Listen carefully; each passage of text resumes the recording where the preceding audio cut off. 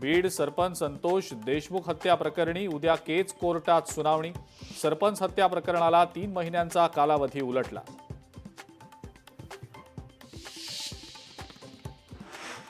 आनंदाचा शिधा बंद होणार, शिवभोजन थाळी आता मिळणार का नाही?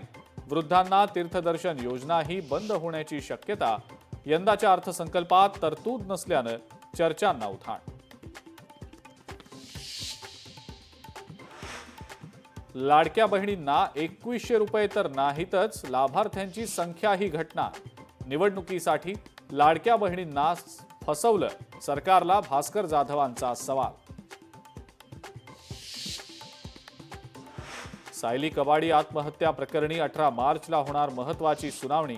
सासरच्या त्रासाला कंटाळून सायलीची आत्महत्या, कुटुंबियांचा आरोप।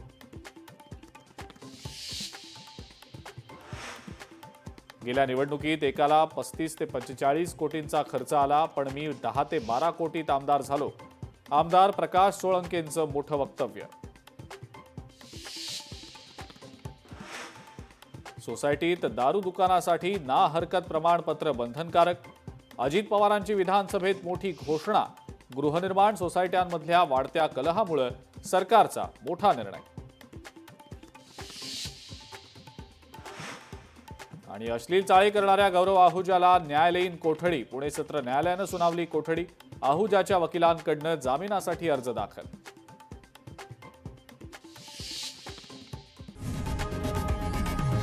लोकशाही मराठी ऐका, पहा, जागरूक रहा।